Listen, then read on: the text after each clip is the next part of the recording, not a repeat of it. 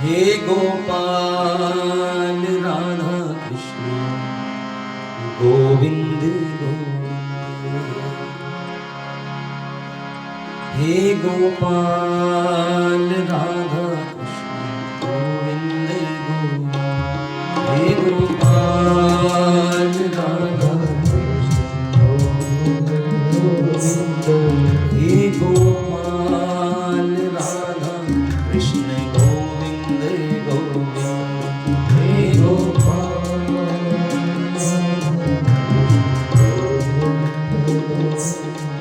कृष्ण गोविंद गोविंद राधा गोविंद गोविंद। कृष्ण गोविंद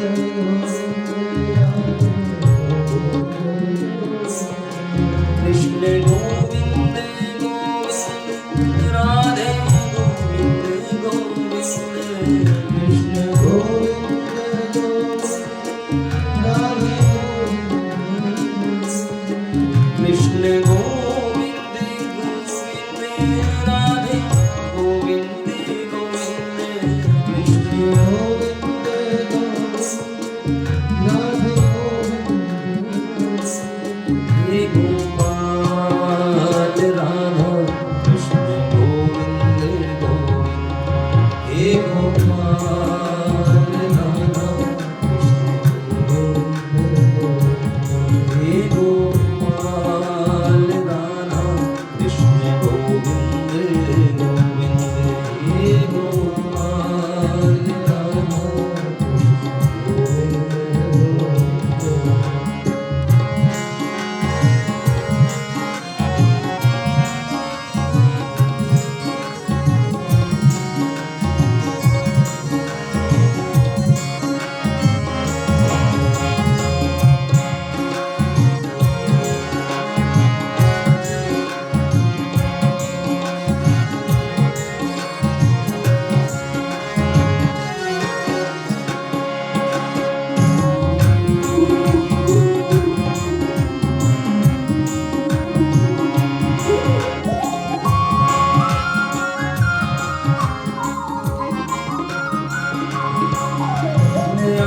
तो गया मगर जानता हूँ। मेरा तो गया मगर जानता हूँ। तेरे दर पे आने के काबिल नहीं हूँ। तेरे दर पे आने के काबिल नहीं हूँ। कृष्ण गोविंद गोविंद राधे गोविंद गोविंद। कृष्ण गोविंद गोविंद राधे गोविंद। हे गोपाल राधा कृष्ण गोविंद गोविंद। हे गोपाल राधा कृष्ण गोविंद गोविंद।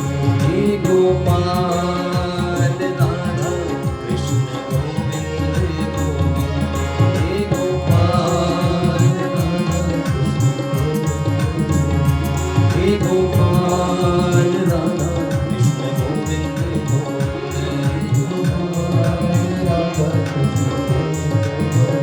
कृष्ण गोविंद गोविंद राधे गोविंद गोविंद। कृष्ण गोविंद गोविंद गोविंद गोविंद। कृष्ण गोविंद गोविंद राधे गोविंद गोविंद। कृष्ण गोविंद गोविंद राधे गोविंद गोविंद। गोविंद गोविंद राधे गोविंद गोविंद।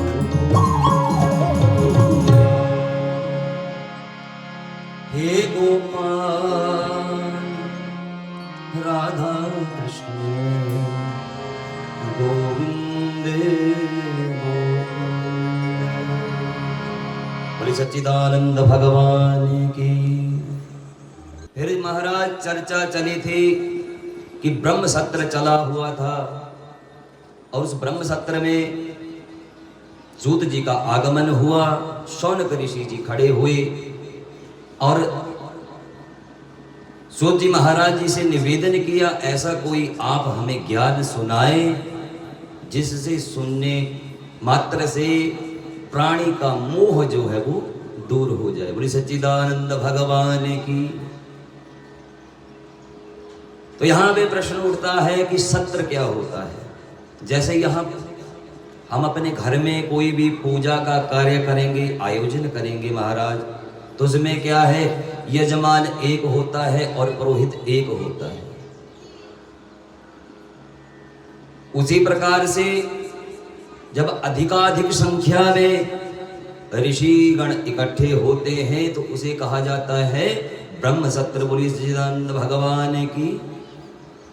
तो ब्रह्म सत्र का अर्थ हुआ कि उसमें बहुत सारे यजमान हैं, फिर एक को प्रधान बनाया जाता है। जिस प्रकार से शौनक ऋषि जो है प्रधान बने, निवेदन किया सूत जी के चरणों में कि महाराज आप कोई ऐसा ज्ञान हमारे साथ उजागर करें। तो अब ब्रह्म सत्र में बात हुई तो सूत जी महाराज सुनाने लगे थे किस प्रकार से वो घटना सुनाई है कि जब राजा परीक्षित को शाप लगा तो सुखदेव मुनि उनको कथा सुनाने के लिए शुकताल में इकट्ठे हुए। अब सुनने वाले केवल एक थे परीक्षित, सुनाने वाले कौन थे, सुखदेव जी महाराज।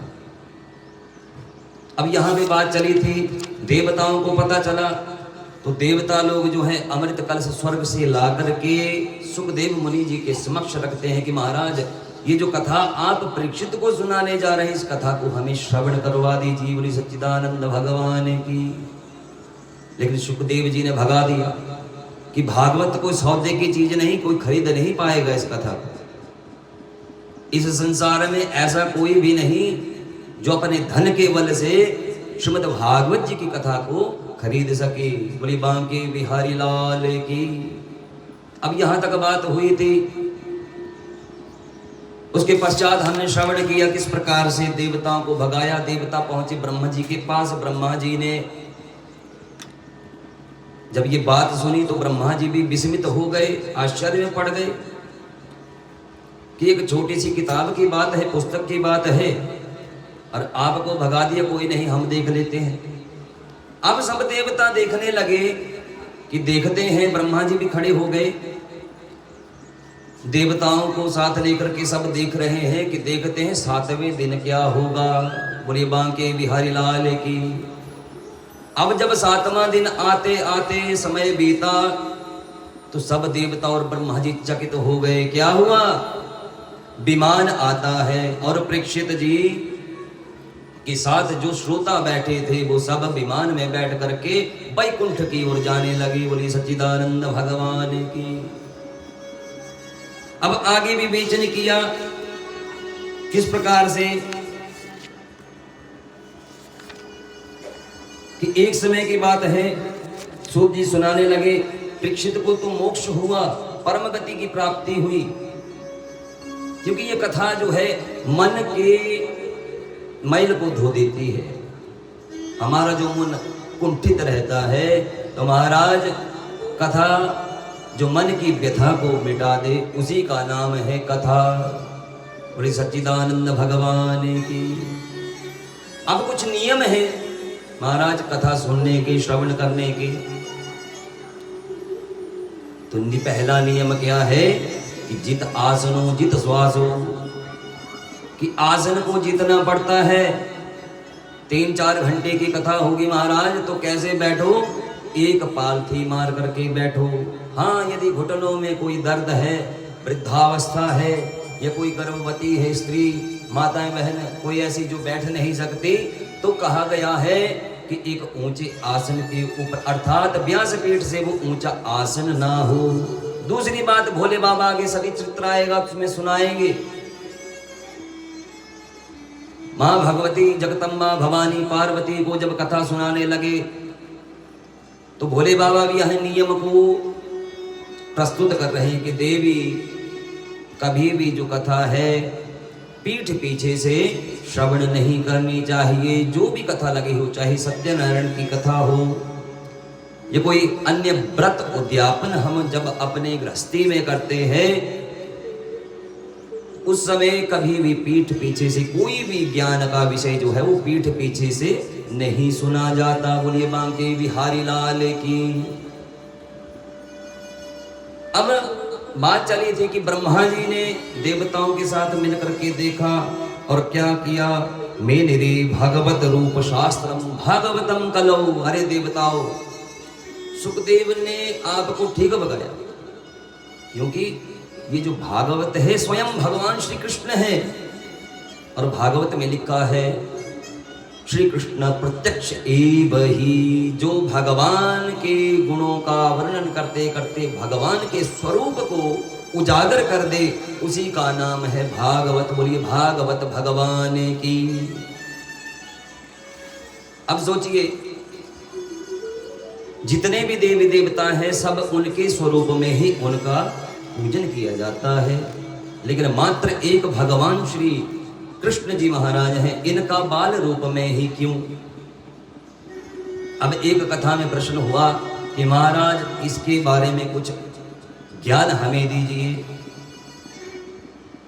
तो इसके पीछे बड़ा विशेष देखिए, एक बड़ा सुंदर संतों ने ज्ञान प्रस्तुत किया। आइए उस ज्ञान को श्रवण करें। बोले सद्गुरुदेव भगवान की। तो जितने भी देवी देवता आपने देखे होंगे, चाहे चित्र में देखे होंगे, हम सबके घरों में चित्र होते हैं। हनुमान जी के स्वरूप में ही उनका पूजन होता है। भगवान श्री राम है, श्री राम जी का पूजन उन्हीं के स्वरूप में होता है, मात्र एक भगवान श्री कृष्ण को छोड़ करके। अब भगवान श्री कृष्ण की पूजा बाल रूप में होती है, क्यों? क्योंकि भगवान को स्वयं पता था कि जब ये द्वापर अंत होगा, मैं अपने शरीर को त्यागूंगा, तो आने वाला समय कैसा होगा? कलयुग के प्राणी होंगे, 3.5 हाथ शरीर का मापदंड रह जाएगा। और क्या होगा? धीरे धीरे सब धर्म से हीन हो जाएंगे, अनेक पंथ चलेंगे, कोई इस पंथ में जाएगा, कोई उस पंथ में जाएगा। अनेक प्रकार के पंथ जब होंगे तो उसमें क्या होगा? इतनी बुद्धि किसी के पास नहीं होगी, इतनी शक्ति किसी के पास नहीं होगी जो शास्त्रों का अध्ययन कर सके या वेद को पढ़ सके, न किसी के पास समय होगा। तब भगवान ने बाल रूप में दर्शन दिए एक भक्त को। आगे समय में, आने वाले समय में आपको बाल रूप के विषय में भी अवगत करवाया जाएगा, श्रवण करवाया जाएगा। बोले सच्चिदानंद भगवान की। तो भगवान जी बाल रूप में प्रकट हुए, क्यों? प्राणी कलयुग का ऐसा होगा कि बच्चों में मोह ज्यादा होता है, समय किसी के पास होगा नहीं पूजा के लिए। लेकिन जैसे ही भगवान के इस बाल स्वरूप को देखेंगे तो थोड़ा सा मन जो है हमारा भक्ति की ओर अग्रसर होगा। क्यों? जिस प्रकार से साधारण से साधारण व्यक्ति जब एक बालक को, एक बच्चे को देखता है तो मन में प्रसन्नता आती है, उसी प्रकार से भगवान का ये बाल स्वरूप है, इसको देख करके मन प्रसन्न होता है। और सच्चिदानंद भगवान की। तो इसलिए संत कहते हैं कि भगवान बाल कृष्ण के रूप में इनका पूजन किया जाता है। और अब तो देखिए, आते आते समय बदला, विधा बदली, अपने अपने मनमौजी बन गए, शास्त्र विधि को त्याग कर दिया। शास्त्र से बाहर जो भी कार्य करते हैं तो समझ लीजिए उसका फल हमें कभी भी प्राप्त नहीं होगा। और तुलसी बाबा भी रामचरितमानस में इसका खंडन किया है। और सतपुरुष हमारे संत भी यही कहते हैं कि जो भी हम कार्य करें वो नियमानुसार करें, शास्त्र विधि से। चाहे आप 10% ही कीजिए, लेकिन उसको सही विधि से कीजिए। अब ब्रह्मा जी ने देवताओं से कहा कि देखो, हम साधारण पुस्तक जिसको समझ रहे थे, ये तो भगवान श्री हरि का विग्रह है, स्वयं श्री हरि इसमें विराजमान है। प्रणाम किया भागवत भगवान जी को। बोलिए भागवत भगवान की जय। और श्रीमद् भागवत संहिता में स्वयं विराजमान होकर के आज भी हमारे ठाकुर जी विराजमान हैं। अब शौनक जी ने पूछा कि महाराज आपने कहा था कोई एक बात हमें सुनाएंगे, हम कब से प्रतीक्षा कर रहे हैं। सुखदेव जी ने कथा सुनाई परीक्षित जी को, लेकिन ये सुखदेव जी कौन है, ये लीला हम सुनना चाहते हैं। कैसे भागवत का प्रचार कहां से हुआ, पहली बार किसने श्रवण किया, ये विचार मन में उथल पुथल कर रहे हैं। महाराज ऐसा कोई दिव्य ज्ञान आप हमें सुनाइए। अब सूत जी महाराज प्रसन्न हुए, अब सुनाने लगे। एकदा हि विशालायां चत्वार ऋषयो मलाः सत्संगार्थं समायाता दद्दिश्रुत्र नारदम्। इस समय की बात है, सनक सनंदन सनत कुमार ये चार भाई हैं और श्री हरि जी का अंशावतार है। इनको भगवान से वरदान प्राप्त हुआ। इन्होंने क्या किया कि जो भी ब्रह्मा जी जब सृष्टि का सृजन करने लगे तो मानसी सृष्टि बना डाली। सर्वप्रथम तो अधिकार दिया गया भोले बाबा को। अब भोले बाबा जी सृष्टि कर रहे हैं, जैसे सृष्टि करने लगे तो भूत प्रेत पिशाच ये सारी श्रृंगी भृंगी इत्यादि जितनी भी सृष्टि थी सब भूत प्रेतों की कर डाली। अब रोका गया भोले बाबा को कि रुक जाओ, आपसे हमने सृष्टि करने को कहा था कि अच्छे जोड़े बनाइए, लेकिन आपने तो भूत प्रेतों को रच डाला, तो महाराज पृथ्वी के ऊपर तो सारे भूत प्रेत हो जाएंगे। भोले बाबा रुक गए। अब छोड़ा गया कार्य ब्रह्मा जी के ऊपर। ब्रह्मा जी ने मन से मानसी सृष्टि उत्पन्न की। जब मानसी सृष्टि उत्पन्न की तो सनत सनंदन सनत कुमार ये चार भाई और नारद जी की उत्पत्ति हुई। दक्ष प्रजापति की उत्पत्ति हुई। मनु शत्रुपा उत्पन्न हुए। इत्यादि इत्यादि करते करते जैसे ही समय बीता तो महाराज नारद जी क्या करते, प्रश्न करते, यहां भाई आप कौन? कहा हम चार भाई। उससे पहले जो भी ब्रह्मा जी ने ऋषि मुनियों की सृष्टि की तो प्रश्न करते कि ऐसी कौन सी नदी है जो दोनों तरफ बहती है। कहा महाराज ऐसा प्रश्न तो हमसे किसी ने नहीं किया आज तक। सुना कभी ऐसी नदी जो दोनों तरफ बह रही हो? अब जो भी ब्रह्मा के पुत्र उत्पन्न होते मानसी सृष्टि में वो कहते कि महाराज आप ही बताइए। तो नारद जी कहते देखो भाई बताऊंगा एक शर्त के ऊपर। वो क्या शर्त? कि आपको मेरा चेला बनना पड़ेगा। अब सबको चेला बना देते और गुरु मंत्र देते। कौन सा गुरु मंत्र? 12 अक्षरीय मंत्र, ओम नमो भगवते वासुदेव। जाओ इस मंत्र का जाप करो, जब तुम्हें फल प्राप्त होगा तो अपने जीवन को धन्य मानो, आपका ये जन्म सफल हो जाएगा। बोले सच्चिदानंद भगवान की। फिर पूछते कि गुरुदेव आपने प्रश्न किया था कि चेला बनाएंगे तब प्रश्न का उत्तर देंगे। लो बन गए चेला, जप भी किया तप भी किया। तब नारद जी कहते देखो इस संसार में दोनों तरफ बहने वाली जो नदी है उसका नाम है माया, जो चाहूं ओर से बह रही है। इसी माया के जंजाल में प्राणी मात्र फंसा हुआ है। पुनरपि जन्मम पुनरपि मरणम पुनरपि जननी जठरी शयनम। पुनः जन्म हो रहा है, पुनः मृत्यु हो रही है, फिर से लौट करके माता के गर्भ में आना पड़ रहा है। कई प्रकार के नरकों का भोग भोगते हुए प्राणी मात्र संसार में आता है, अपने कर्मों की गति का फल प्राप्त करके पुनः जन्म लेता है। यही सृष्टि का काल क्रम है, काल चक्र है। बोले सच्चिदानंद भगवान की। अब ऋषि सूत जी कहते हैं कि ऋषियों, हे शौनक जी महाराज, तो एक समय की बात है, ये चारों भाई सनत कुमार भ्रमण करते हुए बद्री नारायण धाम में आ पहुंचे, बद्रीनाथ क्षेत्र में पहुंचे। अब जैसे पहुंचे तो सत्संग करने लगे, श्री हरि जी का संकीर्तन किया, अपना जो नियम है उस नियम को करने लगे। अब देखा कि सामने से एक ऋषि जा रहे हैं, और जैसे ऋषि जाने लगे तो देखा ये तो देव ऋषि नारद हैं। लेकिन ऋषियों एक बात हुई, वो क्या बात थी कि सनत कुमारों ने एक ध्यान दिया कि जब भी नारद जी जाते हैं तो मुख के ऊपर कांति होती है, मन प्रसन्न होता है, चेहरे पे मुस्कान होती है। लेकिन आज जो नारद जी को देखा तो कैसे देखा, बिल्कुल चिंता मुख, चेहरा उतरा हुआ और माथे पे चिंता,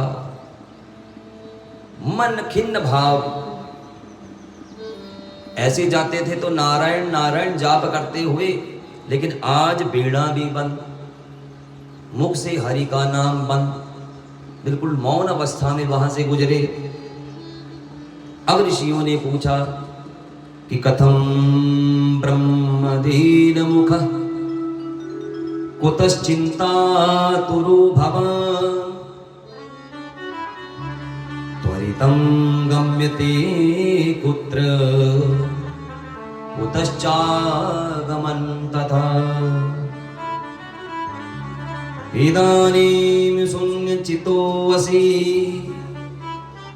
गतवित्तो यथा जना तदेवं मुक्तसंगस्य नोचितं वद कारणम्।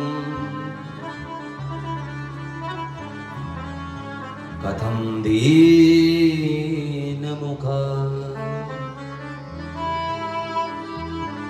महाराज, आज से पहले आपके मुखमंडल पे इतनी उदासी नहीं देखी जितना कि आज देख रहे हैं। भगवान, कोई चिंता है, कोई ऐसी बात है तो हमसे कहिए। निवेदन किया संत कुमारों ने, किस बात की चिंता आपको? नारद जी ने कहा, अरे आजकल बड़ी स्थिति दयनीय है, बड़ी चिंता में हूं। कहा, आज से पहले तो आप जाते थे मुस्कुराते हुए, आज भागे भागे जा रहे हो चिंता का विषय, और वो भी नारद जी को। ये बड़ी विचित्र बात है, क्योंकि चिंता तो तब हो ना आपके पास कुछ हो। आपके पास एक खड़ताल है, एक तंबूरा है, उसी को आप बजाते हैं। आपका धन भी कोई क्या चोरी करेगा? चिंता तो उसको होती है जिसके पास कोई संग्रह की हुई वस्तु हो, और ज्ञान को तो कोई चोरी नहीं कर सकता। आप तो ज्ञानी पुरुष है महाराज। अब ऋषियों ने संकीर्तन के माध्यम से नारद जी को उपदेश देना शुरू किया। कहा, सबसे बड़ा धन जो है वो श्री हरि राम, श्री कृष्ण, श्री राधा जी का धन है। हमारो धन राधा, श्री राधा, श्री राधा। हमारो धन राधा, श्री राधा, श्री राधा। हमारो धन राधा, श्री राधा। परम धन राधा, राधा, राधा, राधा, राधा। परम धन जीवन धन राधा, राधा, राधा, राधा, राधा। जीवन धन हमारो धन राधा, श्री राधा, श्री राधा।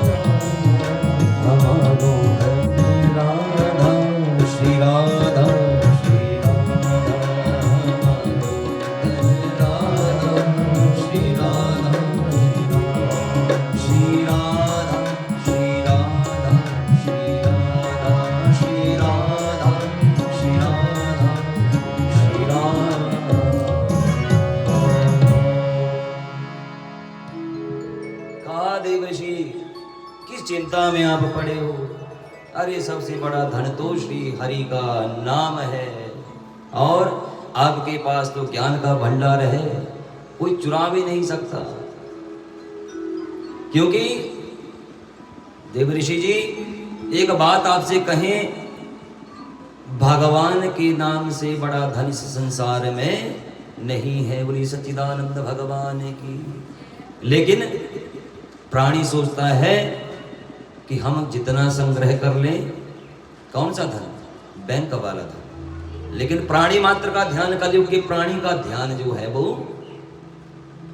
मुद्रा के ऊपर है। हाँ, मुद्रा होनी चाहिए। शास्त्र कहता है कि खूब कमाओ, इतना कमाओ, कितना? इतना कमाओ कि स्वयं भी भूखे ना रहें और कोई हमारे घर में आ जाए तो वो भी भूखा ना जाए। और कितना कमाओ? इतना कमाओ कि जिससे हमारी बुद्धि जो है, मति जो है वो भ्रष्ट ना हो, कहीं अहंकार ना आ जाए। क्योंकि धन जब आता है या बल जब आता है, धन वृद्धा बल वृद्धा, ये जब जब वृद्धि होगी तो क्या आ जाएगा? अहंकार आ जाएगा कि मेरे पास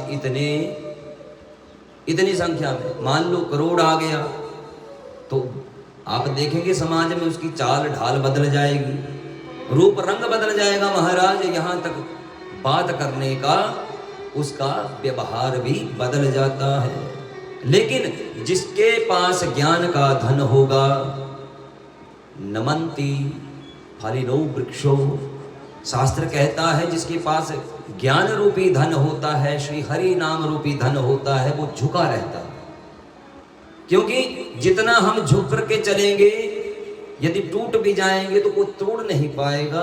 यदि हम सीधे सूखी लकड़ी की तरह अहंकार में अकड़ के चलेंगे तो एक दिन भगवान ऐसी लाठी मारेंगे महाराज, जो टुकड़ा होगा फिर वो जुड़ नहीं पाएगा। बोली सच्चिदानंद भगवान की। अब नारद जी को सुंदर उपदेश दिया। नारद जी ने कहा मेरी चिंता तो बड़ी भयंकर है महाराज, आप सुनेंगे तो आपको भी आश्चर्य होगा कि मैं क्या कह रहा हूं। कि मैं गया, इस संसार का भ्रमण किया, इस भूमंडल के ऊपर भगवान ने नाना प्रकार की सृष्टि निर्मित की। 84 लाख योनियां इस धरती में विराजमान है, उनमें सबसे उत्तम योनि कही गई है किसकी? मनुष्य की। अब जब इस योनि में मैंने अनेक प्रकार के जीवों को देखा। ये जीव कौन है? जीवात्मा। हम सब क्या है? हम सब जीवात्मा। और जिसने हमें इस धरती के ऊपर भेजा है किसी प्रयोजन से, वो है परमात्मा। जीवात्मा जब परमात्मा को भूल जाता है तो समझ लो वो सबसे बड़ा पाप है। बोली सच्चिदानंद भगवान की। अब नारद जी कहते हैं कि पुष्करम च प्रयागम च काशी गोदावरीम तथा हरिक्षेत्रम कुरुक्षेत्रम श्रीरंगम सेतु बंधनम एवामादिषु तीर्थेषु भ्रमणमाण इतस्ततः। इतस्ततः का अर्थ हुआ कि मैं यहां भी गया, वहां भी गया, इधर से भी गया, उधर से भी गया, जिस भी दिशा से गया मैंने एक बड़ी विचित्र बात देखी कि इस संसार में सुख भी है, दुख भी है, लोभ भी है, मद भी है, अहंकार भी है, लेकिन प्राणी सारे इसी में फंसे हुए हैं। भूमंडल पे जाकर के मेरे को शांति नहीं मिली। मैंने सोचा तीर्थों की ओर जाऊं। सेतु बंध में गया जहां पे भगवान श्री राम ने उस विशाल पुल का, रास्ते का निर्माण किया था और रामेश्वरम जी को स्थापित किया, लेकिन वहां भी मेरे मन में शांति नहीं हुई। फिर मैं धीरे धीरे पुष्कर में गया, वहां भी देखा तो अनेक प्रकार के लूटपाट वहां पे बैठे हुए हैं लूटने वाले। जिस भी तीर्थ पे गया महाराज, ओ बुरी हालत है, बहुत बुरा दृश्य हमने देखा। बड़े बड़े चोर लुटेरे जो हैं तीर्थों के ऊपर स्थापित हुए हैं, मस्तक पे तिलक लगाया है, खूब सुंदर उन्होंने अलंकार वस्त्रों से विभूषित है, लेकिन महाराज जब उनके कर्मों की गति को देखा तो मेरा मन उदास हो गया। प्रयाग में गया, सोचा यहीं पे त्रिवेणी का संगम है, थोड़ी शांति मिलेगी, लेकिन वहां उनसे भी बड़े लुटेरे बैठे। अब प्रश्न उठता है कि लुटेरे तीर्थों पे ही क्यों बैठते हैं? इसके पीछे भी कारण है। यदि भगवान कहते हैं सभी मुझे प्राप्त कर ले, तो फिर मैंने इंसान को बनाया क्यों? सब मुझे प्राप्त नहीं कर सकते। प्राप्त कौन करेगा? जो अपने जीवन में तपेगा। अब देखिए, सुनार जब कोई गहना बनाएगा, सोने को भट्टी में तपाएगा, कंचन कहते हैं सोने। जितना सोना तपेगा उतनी उसकी रंगत होगी, उतना उसका ग्रेड जो है वो हाई होगा।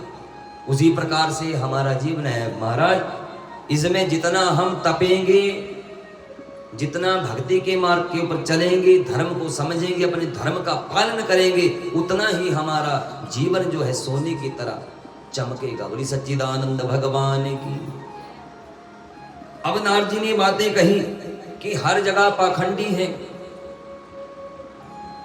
अब संत कुमार जी कहते हैं कि देखो ऋषि, बात तो आपकी ठीक है, तीर्थों में हर प्रकार की व्यवस्था है, लेकिन भगवान ने वहां पे बिठा दिया है बड़े बड़े जो चोर है ना, वो बैठे हैं। क्यों? तीर्थों के ऊपर हर कोई जाकर के भक्ति नहीं कर सकता। क्यों? यदि सब करने लग गए तो सब घर छोड़ छाड़ करके वही तीर्थों पे स्थापित हो जाएंगे और भक्ति में लीन हो जाएंगे। इसलिए मैं भटकाता हूं, यही तो मेरी माया है। यही तो वो नदी है जो यहां भी बह रही है, वहां भी बह रही है, दोनों ओर बह रही है। जिसने इस माया को जान लिया उस माया से परे हो जाता है, फिर उसका हृदय में निर्मल करता हूं। जब भगवान कहते मैं हृदय निर्मल करता हूं, तो उसका मतलब मैं उसके मन को साफ कर देता हूं। और जब तक हमारा ये मन का कमरा साफ नहीं होगा, भगवान यहां नहीं रहेंगे। बोली सच्चिदानंद भगवान की। साफ करने के लिए जिस प्रकार से वस्त्र के ऊपर दाग लग जाता है, तो वो धोबी के पास दिया जाता है। धोबी खूब पछाड़ पछाड़ के साबुन लगाता है, तब जाके को वस्त्र जो है वो शुद्ध होता है, निर्मल हो जाता है, निर्माल्य हो जाता है। उसी प्रकार से हमारा जीवन है सज्जनों। यदि हम श्री हरि नाम के साबुन से अपने से मन के मैल को धोएंगे, तो जिस प्रकार से धोबी कपड़े को चमकाता है, उसी प्रकार से हमारा अंतःकरण जो है शुद्ध हो जाता है। बोली भागवत भगवान की। तब नारद जी को समझा रहे हैं ये तो भगवान के खिलौने हैं। अब महाराज हम भी आज तीर्थ पे जाएंगे तो क्या देखेंगे? खूब गंदगी। वृंदावन कोई जाओ तो वहां पे आपको क्या मिलेगा देखने को? वहां पे बहुत सारे ऑटो रिक्शा मिलेंगे, कोई पैदल घूम रहा है, कोई नंगे पैर घूम रहा है, कोई सड़क पे थूक रहा है। तो एक मैया हमसे कहने लगी कि महाराज हम पंडित जी गए थे वृंदावन में, जैसे वृंदावन में गए तो क्या देखा? ओहो राम राम राम, बड़ी भारी गंदगी और सुअर बहुत है वहां पे महाराज। अब पूरा भारत जहां वृंदावन में जाएगा, कितनी गंदगी फैलाएगा। तो गंदगी नहीं देखनी है, वहां पे भगवान के धाम को देखिए, किस प्रकार से भगवान वहां पे आए। उनकी लीला को स्मरण कीजिए, उन बातों को स्मरण कीजिए, यही भक्ति है। दर्शन कीजिए, कानों से श्रवण कीजिए, आंखों से दर्शन कीजिए और हाथों से सेवा कीजिए। यदि हम ये देखने लग गए कि ओहो वृंदावन तो बड़ा गंदा है, ये अयोध्या में चले गए कि अरे यहाँ पे तो बड़े बड़े चोर लुटेरे बैठे हैं, तो तीर्थ का महत्व जो है वहीं पे खत्म समाप्त हो जाता है। बोली सच्चिदानंद भगवान की। अभी कुंभ में देखिए, हमारे सनातन धर्म का सबसे बड़ा पर्व है। कितने हिंदू वहां पे गए। इस बार योगी जी ने खूब अच्छी व्यवस्था की थी। ये जो विधर्मी है ना, हम नाम नहीं लेते, आप समझ गए होंगे। विधर्मी जो सनातन को ना माने वो कौन? विधर्मी। जो सनातन का नहीं वो भगवान का भी नहीं। क्यों? सनातन जो है शाश्वत धर्म है, इसमें किसी को नियम नहीं है। अन्य जो है वो पंथ है, इसी को देख करके निकले हैं। लेकिन जो हमारे पूर्वजों ने, ऋषियों ने, जिनकी हम संतानें हैं, हमारा गोत्र है, हमारे कुल देवता है, जो पीढ़ी से चला आ रहा है, वही सनातन है। एक नास्तिक कहने लगे कि भगवान भगवान कुछ नहीं है, कुछ भी नहीं है। क्यों? कहा हमने नासा की थ्योरी पढ़ी, और नासा की थ्योरी में क्या लिखा है कि नासा की थ्योरी में लिखा है बड़े करोड़ों वर्षों, अरबों करोड़ों वर्षों पहले, खरबों वर्ष पहले कुछ भी नहीं था। और हमने जो पढ़ाई स्कूल में की, उसमें क्या पढ़ाया गया कि हमारे पूर्वज जो थे वो बंदर थे। बोले सच्चिदानंद भगवान की। ये किसका बच्चा है भाई, बिठाओ उसको। क्यों? कथा जो है वो तेलवत, जिस प्रकार से धारा बहती है उसी प्रकार से होनी चाहिए। बोले सच्चिदानंद भगवान की। हाँ, बच्चों को जरूर लाओ कथा में, क्योंकि ये भी सुनेंगे, कोई ना कोई शब्द इनके कान में पड़ेगा, लेकिन इनको बिठाना है, सिखाना है कैसे बैठते हैं। बोले सच्चिदानंद भगवान की। तो अब कथा कहाँ हो रही थी?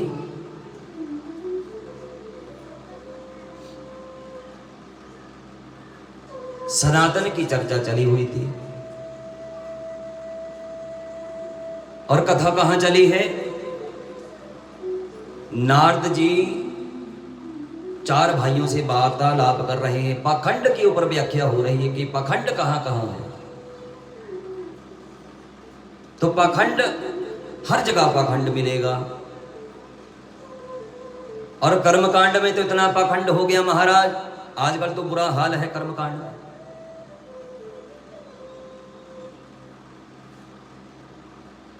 इतनी बुरी हालत है कि सौदा हो रहा है, हर जगह सौदा है, व्यापार बिजनेस बन गया। हर क्षेत्र में आप देखिए, अपनी अपनी फॉर्मेलिटी करने में लगे हुए हैं। बोली सच्चिदानंद भगवान की। अब कहते हैं नारद जी कि मैं जैसे गृहस्थी में गया, मैंने सोचा गृहस्थी वाले सुखी होंगे, तीर्थों का हाल तो देखा, फिर मैं गया तो मैं गांव में गया, शहर में गया। अब जैसे ही गांव में गया तो घरों को देखा, घरों की दयनीय स्थिति महाराज। क्या देखा कि तरुणी प्रभुता गेहे श्याल को बुद्धिदायक कन्या विकीर्णयो लोभ दंपत्तिनां च कलकनम। अब देखिए जो बातें आज हो रही हैं श्रीमद् भागवत महापुराण में व्यास जी ने पहले ही लिख डाली।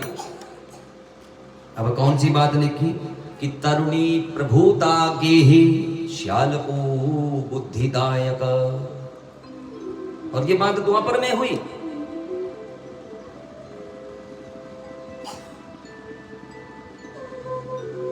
कि घर में जो होगी तरुणी प्रभुता, घर की मुखिया कौन होगी आने वाले समय में?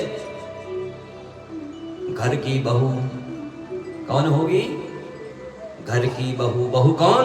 जो सास के पिए लहू, और सास जो अपनी बहू को ना लेने दे सास। ये बातें पहले से लिखी है, ये हम नहीं कह रहे, ये भागवत जी में लिखा है। तरुणी प्रभुता गे है कि घर की मुखिया जो होगी वो स्त्री होगी। और आज देखिए लीजिए, वो बात कुछ समय पहले घटित हुई, सत्य हुई। राशन कार्ड के ऊपर सबसे पहले किसका नाम है मुखिया का? जो घर की बहू है। बोले सच्चिदानंद भगवान की। और कहा कि श्याल को बुद्धिदायका, कोई सलाह करनी होगी, कोई कार्य करना होगा तो घर परिवार को नहीं पूछेंगे, कौन आएगा? मायका से आएगा साला। और संत कहते हैं क्या कि गृहस्थी में साला और दीवार के ऊपर जाला, ये जब देखो इनको साफ कर दो। बोले सच्चिदानंद भगवान की, जहां दिखे वहां से हटा दो। अब पुरानी माता यहाँ पे बैठी है, घर में जाला होना अच्छा है? नहीं, अच्छा नहीं माना गया, दोष माना गया है। उसी प्रकार शास्त्र कहता है कि घर में साला की सलाह जब लोगे तो क्या हो जा, महाभारत हो जाएगा। बोली सच्चिदानंद भगवान की। बड़ी रोचक कथा है भागवत की, बड़ा दिव्य ज्ञान छिपा है इसमें, लेकिन इसको बड़े ध्यान से सावधानतया सुनो। संत कहते हैं सावधान होकर के भागवत जी की कथा को सुनो, इसमें बड़े गूढ़ रहस्य हैं। और गृहस्थों में क्या देखा कि माता पिता की सेवा कब हो रही है? जब तक माता पिता के बैंक बैलेंस में माल है तब तक घर में लाल है।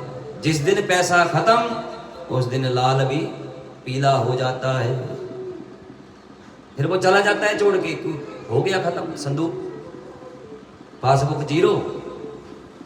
और फिर गाड़ी की चाबी लगाई और बन के हीरो माता पिता को कहाँ छोड़ा? वृद्धाश्रम में। बोली सच्चिदानंद भगवान की। तो ये कलयुग के प्रमाण हैं, पहले भागवत में दिए गए हैं, ये को हम अपनी मर्जी से नहीं बोल रहे। और कन्या विकृण्यो, कल भी हमने बात की थी, बेटी का विवाह जब आएगा तो विवाह नहीं करेंगे, सौदा करेंगे। क्या सौदा करेंगे? अभी हमारे आचार्य जी सुना रहे थे, आचार्य पंकज जी, कि हमारी यजमानी में एक यजमान जी आए और इन्होंने कोई विवाह रखा था। तो यजमान बेटे के पिता जो हैं वो घर में आए, कहा पंडित जी एक समस्या हो गई। बोला कहा कौन सी समस्या हुई? कहा जो विवाह रखने के लिए हमने जाना था ना, जो निश्चित की थी तिथि, तो वहां से एक मैसेज आया है। तो पंडित जी सुना रहे थे, मैं भी हैरान हुआ कि भाई ऐसी ऐसी बात हुई। तो बात क्या हुई कि जिस बेटी के साथ विवाह तय किया गया था उस बेटी का वहां से फरमान आया, शर्तें आई क्या कि पहली शर्त, विवाह तब करूंगी यदि चंडीगढ़ में अपना फ्लैट होगा।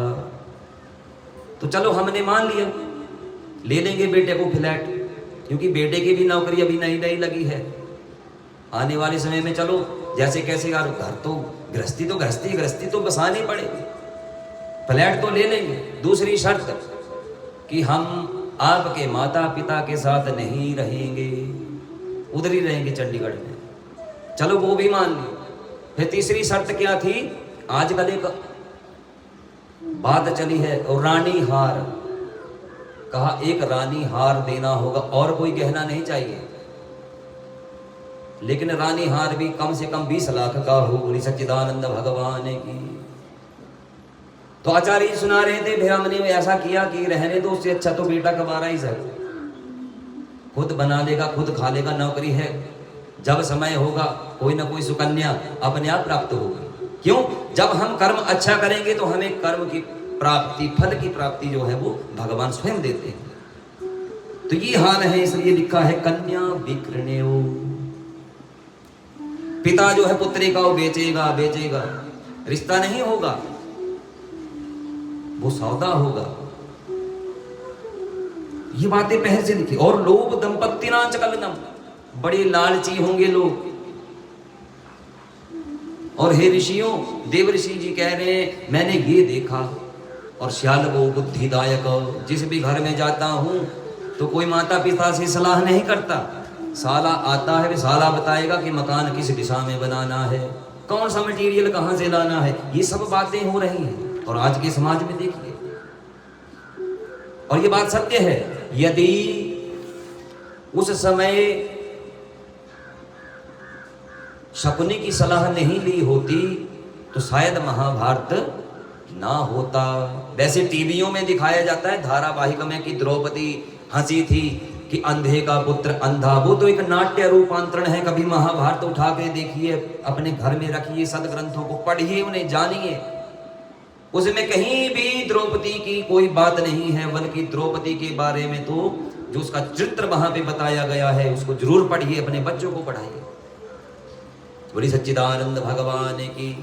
लेकिन हम कैसे, हम पढ़ेंगे नहीं, जो जिसने बोल दिया वो मान लिया, वही सत्य है। भेड़ चाल है ना, लेकिन इस भेड़ चाल से निकलना होगा। आज कितने संगठन सनातन को मिटाने के लिए अग्रसर है। ये वही राक्षस हैं जो आप टीवी में देखते हैं ना, बड़े बड़े दांत वाले, बड़े बड़े सींग। वो तो चलो एक नाट्य रूपांतरण है, लेकिन देखिए संत कहते हैं जब सतयुग था तो देवता अलग लोक में रहते थे और राक्षस अलग लोक में रहते थे। धीरे धीरे क्या हुआ, त्रेता युग आया तो लोक एक हो गया, भूलोक, लेकिन स्थान अलग अलग थे। मनुष्य अलग जगह रहे, दैत्य अलग जगह रहे। धीरे धीरे आया द्वापर। तो जब त्रेता था तो भगवान श्री राम जब धराधाम के ऊपर अवतरित हुए तो भगवान ने सब राक्षसों का नाश किया, दुष्टों का संहार किया। युग बदला, फिर आया द्वापर। अब द्वापर में क्या हुआ, देवता और राक्षस एक ही कुल खानदान में रहने लगे। उदाहरण कंस और कृष्ण। कृष्ण के मामा कौन थे, कंस, एक ही कुल खानदान में।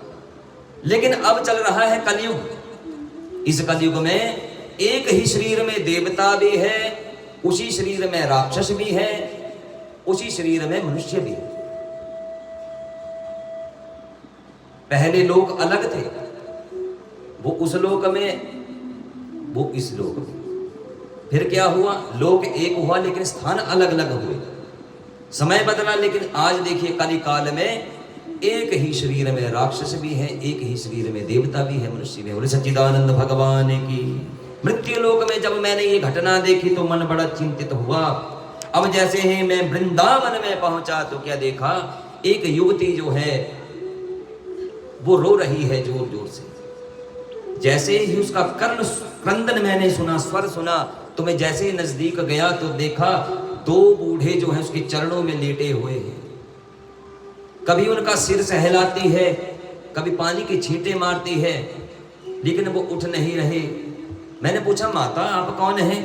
तो उस माता ने, उस देवी ने कहा कि हे भद्र पुरुष, मेरा नाम भक्ति है। और मैं आश्चर्यचकित हुआ, अच्छा आप ही भक्ति की देवी हैं? कहा हाँ मैं भक्ति हूं, और मेरा जन्म जो है वो द्रविड़ देश में हुआ, अर्थात दक्षिण भारत में मेरा जन्म हुआ। आज भी आप साउथ में जाएंगे, दक्षिण भारत में, तो भक्ति वहां पे आपको इतनी मिलेगी जितनी आपने देखी नहीं होगी। फिर भक्ति देवी अपना परिचय देती है कि मैं धीरे धीरे धीरे चलती गई। जैसे ही मैं गुजरात की ओर गई तो मैं क्षीण हो गई, वृद्धावस्था को प्राप्त हो गई। वहां पे ना कोई भक्ति करने वाला था, न कोई दान, न कोई दया, न कोई धर्म, न कोई ज्ञान। और वहां पे मेरे ये पुत्र ज्ञान और अब वैराग्य, ये जो दो आप मेरे चरणों में पड़े हुए देख रही है, ये मेरे पुत्र हैं। फिर श्री हरि का ध्यान आया और वहां से इनको लेकर के मैं पहुंची श्री वृंदावन धाम। बोले वृंदावन धाम की, बांके बिहारी लाल की। अब जैसे वृंदावन धाम में पहुंची तो वहां पे क्या देखा, भक्ति वहां पे नृत्य करने लगी। मन चल रही वृंदावन धाम, राधे राधे गाई। जैसे ही मेरे कानों में ये शब्द पड़े, मैं वृद्धावस्था से पुनः युवती हो गई और मैं नृत्य करने लगी। बड़ी प्रसन्न हुई क्योंकि संत जो है वृंदावन धाम में, आज प्रेमानंद जी का नाम आपने सुना है, नाम संकीर्तन करते हैं राधा राधा हर समय। ये नाम का प्रभाव है सज्जनों। आइए हम दो घड़ी के लिए श्री हरि का सहारा लेते हुए नाम संकीर्तन करें। मन चल रे वृंदावन धाम, राधे राधे गाएंगे। मन चल रे वृंदावन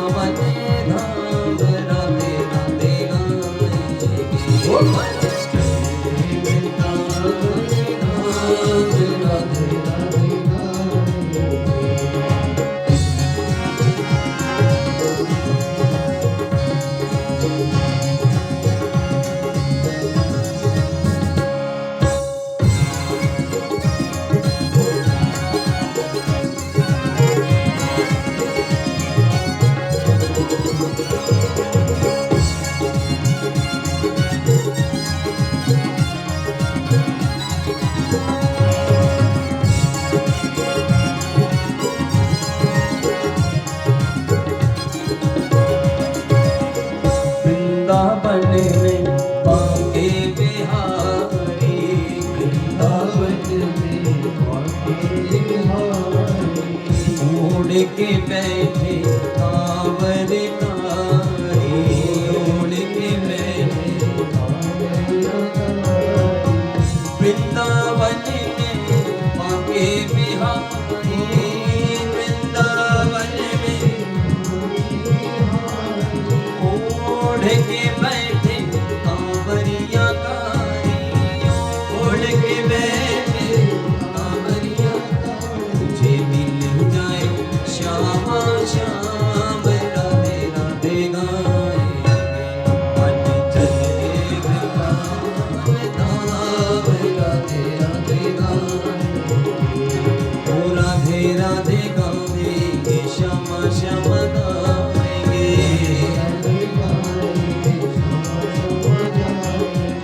राधे राधे गाएंगे, श्यामा श्यामा गाएंगे, राधे राधे गाएंगे, श्यामा श्यामा। मन चल रे हाँ, मन चल रे हाँ, मन चल रे वृंदावन धाम राधे राधे गाएंगे, मन चल रे वृंदावन धाम राधे राधे गाएंगे, राधे राधे गाएंगे, राधे राधे गाएंगे, ओ राधे राधे गाएंगे, राधे राधे गाएंगे।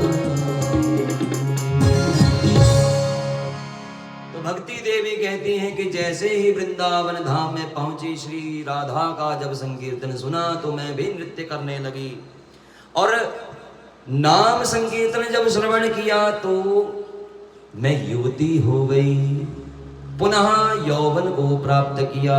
ये श्री हरि की संकीर्तन का प्रभाव था देव ऋषि। लेकिन आप हैं कौन? कहा मेरा नाम नारद है और मन की व्यथा को दूर करता हूं। तो कोई नहीं, मैं प्रयास करूंगा। ये आपके यदि पुत्र हैं तो इनके ऊपर उपकार करना तो मेरा कर्तव्य है। कोई बात नहीं देवी, आप चिंता मत कीजिए। अब नारद जी ने खूब प्रयास किया। अब जो वीणा उनके पास है उस वीणा का नाद किया। जो भी विधि नारद जी को आती थी उस विधि को आजमाया।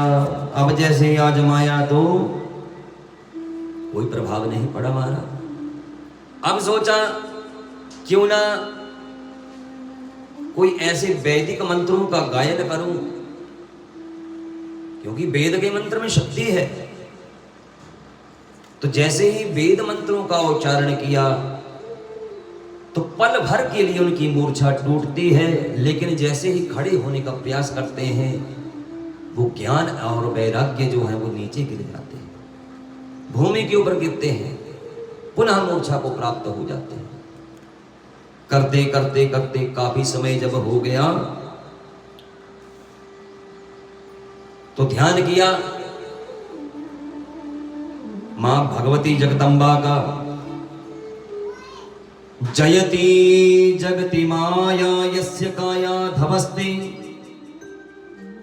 वचन रचनमेकं केवलं जागल्य। ध्रुवभवती यातो कृपा यातो ध्रुवोऽयं, सकल कुशलं पात्रं ब्रह्मपुत्रं नमामि।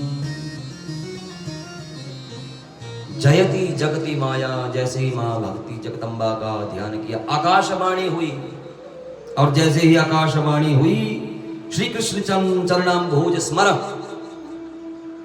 कि भागवत कथा सप्ताह कथा इनको श्रवण करवाओ, जिसके श्रवण मात्र से इनकी मूर्छा ही नहीं इनका जीवन भी बदल जाएगा। और व्योम वाणी तदेव भूम्ना ऋषि गिद्यतामिति। व्योम कहते हैं आकाश को, और वाणी जो वाणी हमें ऊपर से सुनाई दे। जैसे ही व्योम वाणी ने कहा कि उद्यम करो, अब ये उद्यम क्या है सोच में पड़ गए। तो अब देव ऋषि नारद जी कह रहे हैं कि वो देवी ऐसा हमसे कह रही थी। अब हे शरत कुमारो, यही चिंता का विषय से नहीं थे, इधर से उधर में जा रहा हूं, पूरी भूमि के ऊपर भ्रमण किया, लेकिन वो उद्यम क्या है, वो साधन क्या है, वो उपाय हमें प्राप्त नहीं हो रहा, उसको नहीं ढूंढ पाए। अब सनत कुमार जी हंसे, चारों भाई, कहा देवर्षि नाथ जी ये तो छोटी सी बात है, क्योंकि कहते हैं बिनु सत्संग विवेक न होई, बिनु सत्संग विवेक न होई, राम कृपा सुलभ न सोई, राम कृपा सुलभ न सोई, आवत एहि सर कठिनाई, आवत एहि सर कठिनाई, राम कृपा बिनु आई न जाई, राम कृपा बिनु आई न जाई, बिनु सत्संग विवेक न होई, बिनु सत्संग विवेक न होई, राम कृपा सुलभ न सोई, राम कृपा सुलभ न सोई, सीताराम बोलो, राधे श्याम बोलो, सीताराम बोलो, राधे श्याम बोलो, सीताराम बोलो, राधे श्याम बोलो, सीताराम बोलो, राधे श्याम बोलो, बिनु सत्संग विवेक न होई, बिनु सत्संग विवेक न होई, राम कृपा सुलभ न सोई, राम कृपा सुलभ न सोई।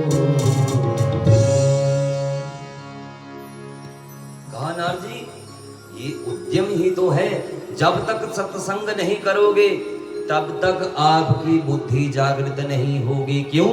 क्यों? भाग्योदयेन बहुजन्म समर्जितेन सत्संगम च लभते पुरुषो यदा वै।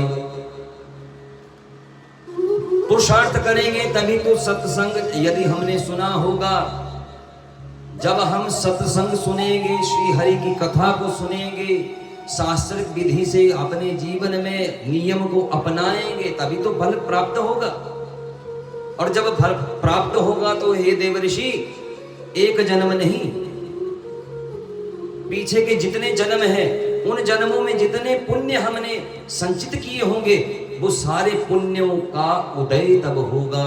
वो कब होगा? जब हम सत्संगति में जाएंगे,